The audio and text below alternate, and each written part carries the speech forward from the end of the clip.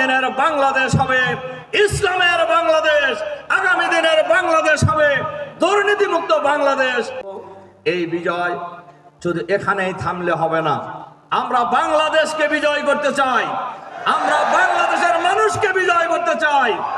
আমরা বাংলাদেশে আদর্শ চরিত্রবান নেতৃত্ব তৈরি করার, নেতৃত্ব সাপ্লাই দেওয়ার যে কারখানা হিসাবে আমরা ভূমিকা পালন করছি। আগামী দিনের বাংলাদেশ হবে ইসলামের বাংলাদেশ, আগামী দিনের বাংলাদেশ হবে দুর্নীতিমুক্ত বাংলাদেশ ইনশাআল্লাহ। জুলাই বিপ্লব হলেও আধিপত্যবাদী শক্তির ষড়যন্ত্র, তাদের থাবা এখনো বন্ধ হয়নি। বাংলাদেশে যারা আধিপত্যবাদী শক্তির দোসর রয়েছে, তারা আবার এই আধিপত্যবাদী বিরোধী শক্তিকে নির্মূল করার কাজে লেগে গেছে।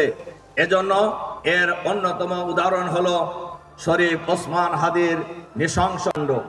আমরা আজকে জুলাইয়ের সাথীরা এবং যারা সমর্থক, যারা মনে প্রাণে আমরা জুলাই বিপ্লবকে মনে প্রাণে ধারণ করি, দল মত জাতি বর্ণ ধর্ম নির্বিশেষে ঐক্যবদ্ধ হতে হবে।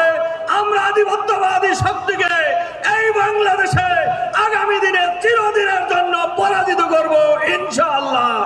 সেই প্রত্যয় ব্যক্ত করে আপনাদের প্রতি আবারও আন্তরিক মোবারকবাদ জানিয়ে, শুভেচ্ছা জানিয়ে